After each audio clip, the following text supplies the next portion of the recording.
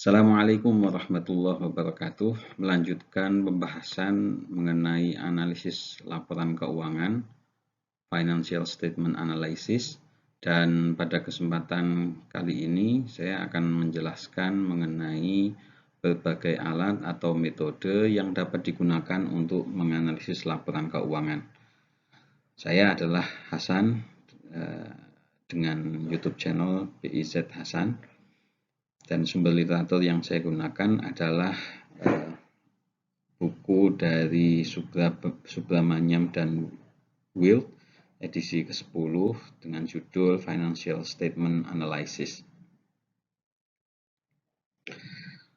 Ada 5 alat atau metode analisis yang umum digunakan pada analisis laporan keuangan.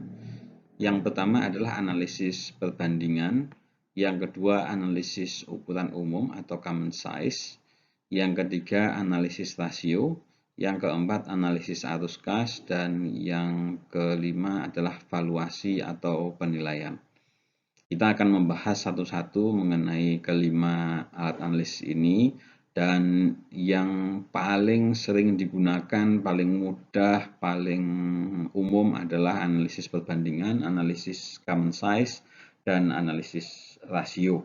Untuk analisis rasio sudah saya bahas di video sebelumnya yang dapat Anda lihat pada YouTube channel saya di manajemen keuangan, khususnya analisis laporan keuangan dan bagiannya pembahasan mengenai rasio-rasio keuangan.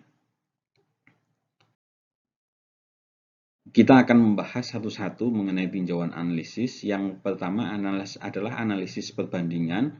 Analisis perbandingan dengan ada 2 metode, yaitu yang time series dan cross section.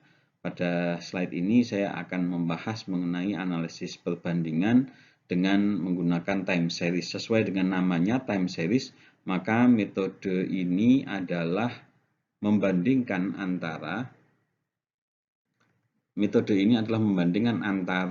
tahun ini atau tahun sebelumnya dengan tahun sesudahnya dengan tahun sesudahnya lagi. Di sini contohnya tahun pertama, tahun kedua, dan tahun ketiga.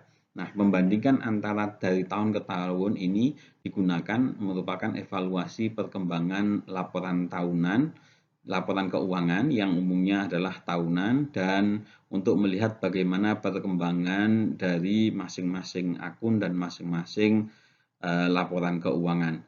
Hasilnya ini akan dilihat yaitu arahnya, yaitu apakah arahnya terjadi peningkatan atau penurunan, kemudian seberapa cepat kecepatan pertumbuhan atau penurunan yang terjadi dan kecenderungan atau trennya dari waktu ke waktu. Ya, tipenya adalah analisis perubahan dari tahun ke tahun. Dari tahun ke tahun bagaimana perubahannya, dan analisis untuk dengan menggunakan tren atau indeks angka sebagai dasar untuk melihat perubahan dari waktu ke waktunya dengan time base atau basis waktu awal yang digunakan untuk melihat kemudian perbandingannya seperti apa. Nah, ini contoh bagaimana melakukan analisis perbandingan dari waktu ke waktu. Di bukunya Subramaniam dan Wild ini menggunakan analisis perbandingan pada perusahaan yang namanya Colgate, ya, dengan income statement atau laporan laba rugi, dan satuannya adalah menggunakan jutaan dolar. Dan di sini menggunakan contoh tahun 2006 dengan 2005. Nah, ini net sales adalah penjualan bersih, ya. 2006 adalah 12.238, ini dalam juta dolar, sehingga ini 12,238 miliar US dollar, sedangkan 2005 di 11,397. Ada perubahan sebesar selisih antara 2006 dikurangi 2005, ada peningkatan sebesar 841. yang persentasenya adalah 7,38%, dari mana? Yaitu perubahan dibagi dengan basis awal, yaitu di sini adalah tahun 2005. 841 dibagi 11.397 dikali 100%, maka ketemulah angka 7,38%. Sedangkan cost of sales atau harga pokok penjualan, ya, biaya pokok penjualan atau harga pokok penjualan ini 2006 5.536, sedangkan 2005 5.192. Selisihnya terjadi peningkatan, perubahannya yaitu 344. Persentasenya adalah 6,63. Dari mana? Dari 344 dibagi 5.192 kali 100%. Maka gross profit adalah total penjualan dibagi dengan harga pokok penjualan, maka ketemulah laba kotor. Ya, laba kotor, dan ini caranya perubahannya dilihat juga perubahan dari 25 ke 2006 ini adalah selisihnya, dan ini adalah persentasenya, yaitu dari perubahannya dibagi angka basis dasarnya atau di tahun 2005. Kemudian biaya penjualan umum dan pengeluaran administratif lainnya ini adalah seperti ini, ya. Dan ada expense pengeluarannya ini. Kemudian sehingga operating profit atau laba operasional adalah ini dikurangi dengan apa namanya, biaya-biaya penjualan umum dan administratif serta pengeluaran lain, ketemulah laba operasional.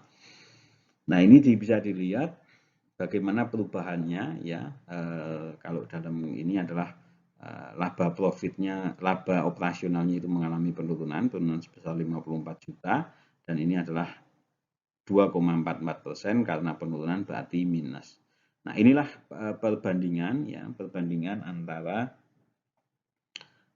tahun pada satu perusahaan, tetapi dengan menggunakan time series, serial waktu. Dalam hal ini adalah serial waktu untuk tahun ke tahun.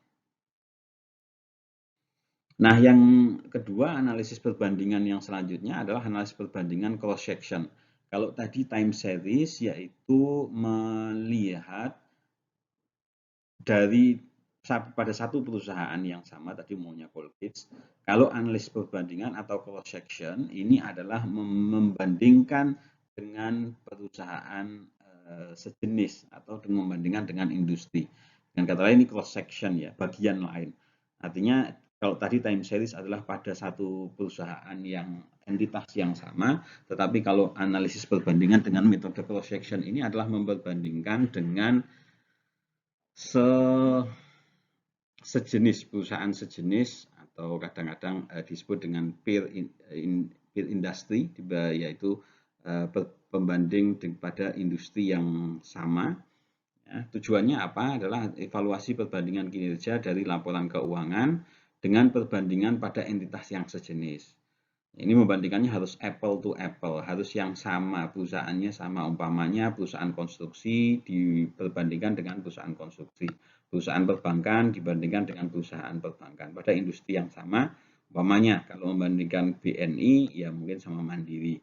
Kalau membandingkan antara Wijaya Karya, ya pasnya dengan Waskita Karya atau PT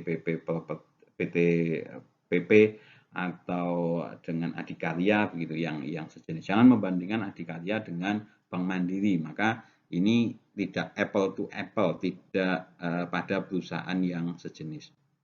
Hasilnya apa? Hasilnya adalah perbandingan kinerja dengan perusahaan sejenis atau dengan industrinya sekalian. Apa industri? Industri adalah perusahaan yang sama atau sejenis, ya. Perusahaan yang sama atau sejenis. Tadi umpamanya Waskita Karya, PT PP, PT perusahaan pembangunan perumahan, kemudian Adikarya, Waskita Karya, Wijaya Karya, itu adalah sama-sama pada industri konstruksi. Unilever, kemudian Kino, dan perusahaan-perusahaan Wings, perusahaan-perusahaan itu adalah contoh perusahaan-perusahaan consumer goods, ya, Indofood, Nah, itu contoh-contoh perusahaan consumer good. Bank Mandiri, Bank BNI, BCA, dan bank-bank yang lain itu masuk dalam industri perbankan.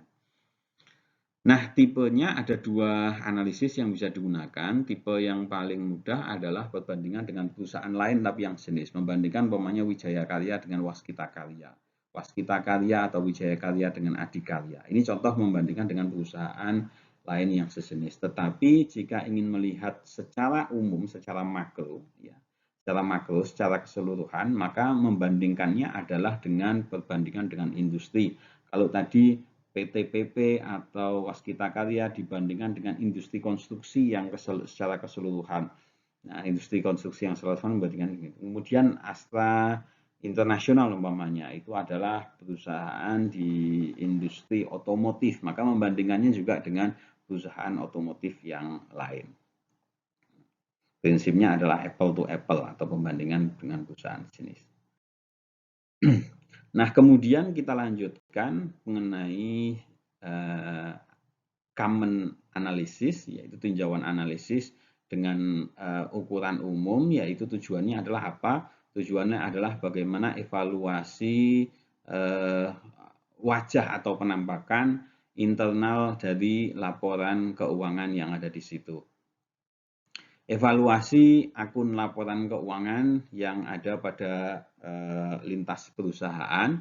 Ini tujuannya adalah bagaimana bahwa akun-akun yang ada di laporan keuangan lintas perusahaan itu dapat dianalisis berdasarkan ukuran-ukuran umum yang ada pada laporan keuangan tersebut. Hasilnya dari common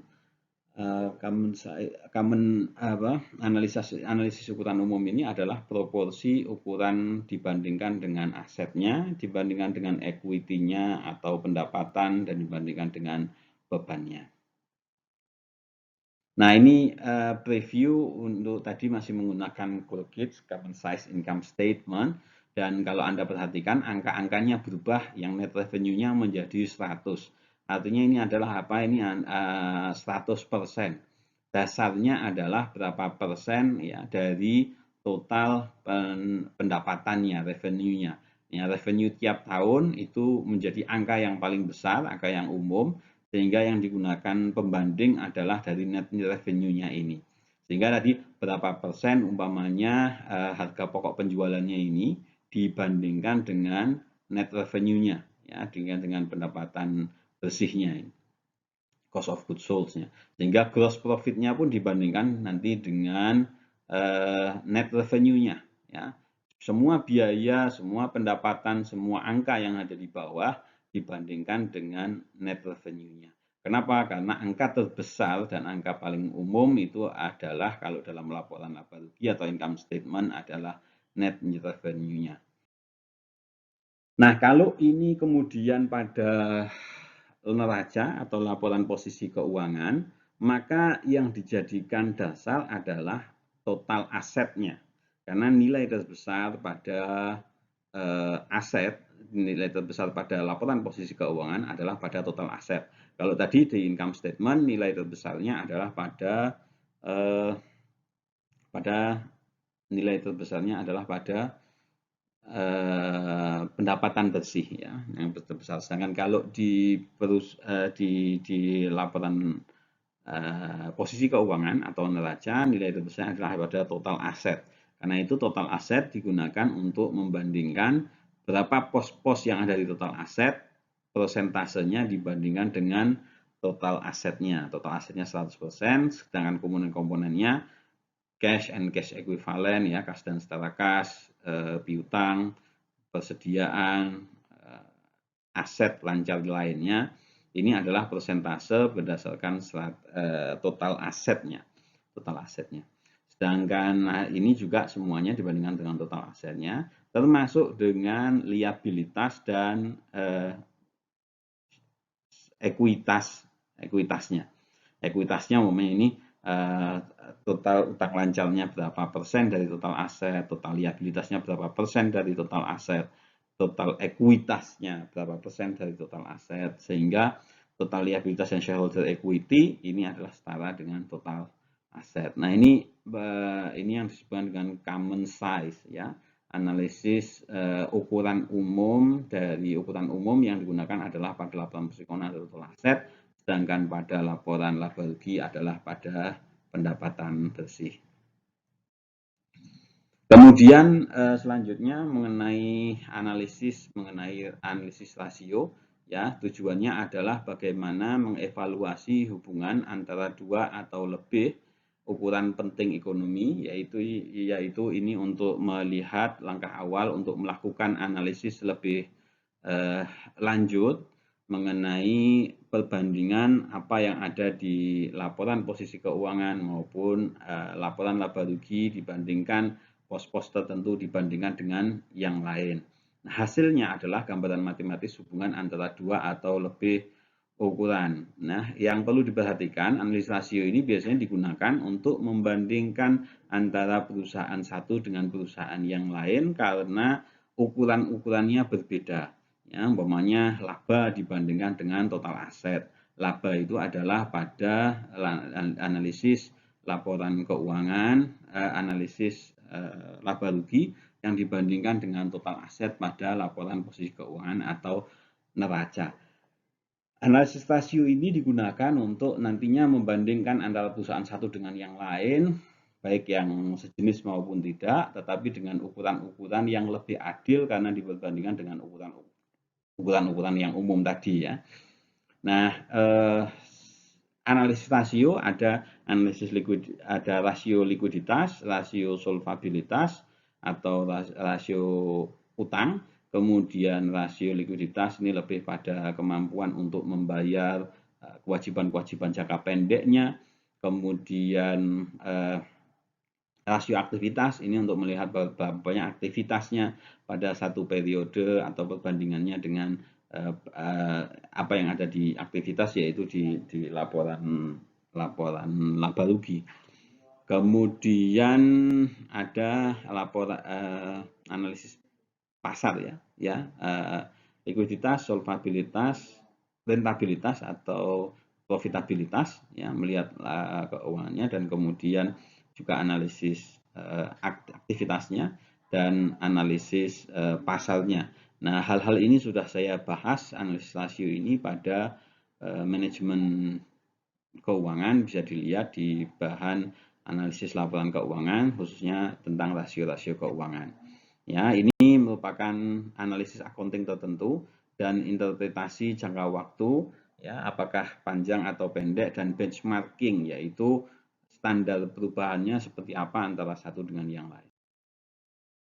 Nah, valuasi atau penilaian ini adalah tujuan akhir sebetulnya dari analisis bisnis adalah valuasi untuk menilai sebetulnya berapa nilai dari satu aset, satu perusahaan, dan yang lainnya. Yaitu tujuannya analisis valuasi ini adalah memperkirakan nilai intrinsik dari sebuah perusahaan yang biasanya diukur dengan nilai sahamnya. Apakah sahamnya itu sendiri, ya, ataukah sahamnya secara kapitalisasi pasar secara keseluruhan. Nah, nilai intrinsik ini tidak hanya pada saham sebetulnya, tetapi semua aset-aset keuangan itu bisa dinilai dengan dasarnya adalah valuasi, dasarnya adalah teori nilai sekarang atau time value of money, nilai waktu uang, ya, time value of money. Nah, apa itu time value of money? Sudah saya jelaskan di bagian nilai waktu uang. Silahkan bisa dicari videonya dan bisa dilihat di situ maksudnya apa time value of money. Tetapi prinsip time value of money itu adalah bahwa dan waktu yang berbeda itu akan membuat nilainya berbeda.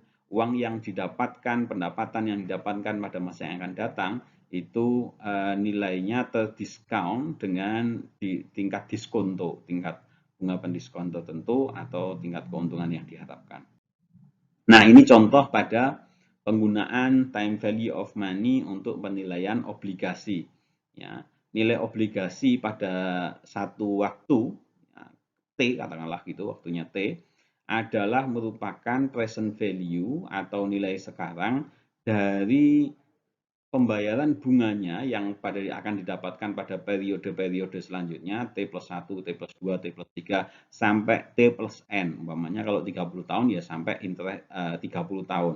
Pendapatan bunga yang didapatkan tiap tahun dibagi dengan 1 plus R atau ini adalah nilai diskontonya. Ya, 1 plus R pangkat T-nya. T-nya adalah 1, kalau di sini T2, T3 dan seterusnya sampai T-nya adalah N. Ya, tetapi pada akhir periode ya, selain dibayarkan bunga pada arus kas yang dibayarkan dari bunga tiap periodenya, pada akhir periode juga dibayarkan pokok atau principal payment. Nilai pokok dari obligasi tersebut berapa, tetapi pembayaran pada periode ke N atau umpamanya kalau itu obligasi 10 tahun berarti dibayarkan nilai 1 juta umpamanya. 1 juta dibagi 1 plus R, R-nya adalah tingkat bunga pasarnya untuk obligasi tersebut ya, yang ditentukan oleh pasar dengan dipangkatkan N atau waktu jatuh temponya. Kalau tadi 10 tahun ya 10 tahun, kalau 5 tahun ya 5 tahun. Nah, ini adalah penilaian hutang. Ini kalau Anda perhatikan notasinya sama saja dengan PV sama dengan FV. FV ini adalah nilai-nilai ini atas dibagi 1 plus I pangkat N atau pangkat T. Ini N I-nya menjadi R, ya T-nya N-nya menjadi T. Nah, ini hanya perbedaan notasi saja untuk melihat bagaimana periode-periode yang ada di sana. Yang kedua, penilaian ekuitas sama dengan tadi. Kalau Anda perhatikan, ini VT adalah nilai sekuritas ekuitas pada waktu T atau present value dari dividen yang D adalah expected dividend, ya, dividen yang diharapkan akan didapatkan pada periode T dan dibagi dengan 1 plus K, K-nya adalah biaya modal atau cost of capital untuk ekuitas tersebut. Nah, ini kalau Anda perhatikan sama saja, tadi hanya notasinya R-nya diganti menjadi K. Kenapa? Karena ini adalah K-nya mengacu pada kapital, kalau R tadi tingkat keuntungan yang diharapkan untuk obligasi tersebut. Kemudian atau ini tingkat diskontonya ini tingkat diskontonya. Kemudian kalau tadi itu interest tingkatnya diharapkan, ini menjadi expected dividend yang diharapkan ya sampai dengan periode kapan. Nah, kalau saham diharapkan tidak terhingga gitu. Nah, begitu pula dengan penilaian ekuitas yang berbasis pada free cash flow model gitu ya. Free cash flow model kalau tadi adalah metode dividen yang di present value kan, kalau di sini adalah metode free cash flow ya. Free cash flow ini adalah free cash flow T plus N pada perusahaan ini adalah free cash flow pada perusahaan T plus N, sehingga diberikan sebagai kas masuk bersih dari operasi dikurangi dengan pengeluaran modal, sedangkan K-nya ini adalah biaya modal untuk saham, kemudian E adalah expected atau nilai yang diharapkan dari masing-masing free cash flow yang expected yang diharapkan pada masing-masing periodenya. Nah, kemudian penilaian ekuitas dengan metode residual income model ini adalah nilai ekuitasnya merupakan diukur dengan book value, nilai buku pada saat itu yang bisa dilihat pada laporan keuangannya, equity-nya, ditambah dengan expected residual income atau laba sisa pada periode plus N, yaitu yang didefinisikan sebagai laba bersih atau net income dikurangi pada tingkat buku awal BV atau yang berarti residual income T adalah net income pada saat T dikurangi K atau biaya modal kali book value pada periode sebelumnya atau T-1. K-nya ini masih sama biaya modal equity dan E-nya adalah expected dari residual income yang diharapkan. Intinya pendekatannya adalah pendekatan present value dari nilai yang akan didapatkan pada masa yang akan datang. Kalau residual income ini dengan memperhatikan book value-nya sekarang, tetapi dengan residual income pada masa yang akan datang. Demikian, semoga bermanfaat. Terima kasih. Assalamualaikum warahmatullahi wabarakatuh.